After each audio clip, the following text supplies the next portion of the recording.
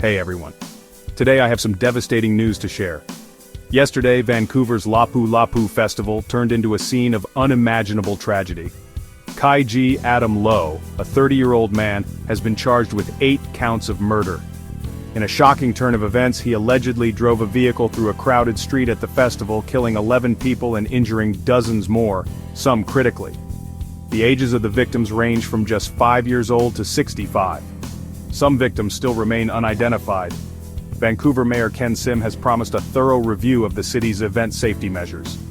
This includes barriers, traffic control, and overall security protocols to prevent such a tragedy from happening again.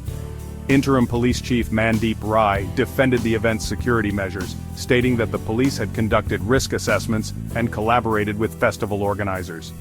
Rai emphasized that they didn't want to cage everyone up. Interestingly, there was no known interaction between the police and the suspect prior to the incident. Both Mayor Sim and Chief Rai pointed to mental health as a significant factor in this heartbreaking event. NDP leader Jagmeet Singh, who was at the festival shortly before the incident, expressed his deep grief and shock. In response to the tragedy, a 24-hour assistance center has been set up at the Douglas Park Community Center.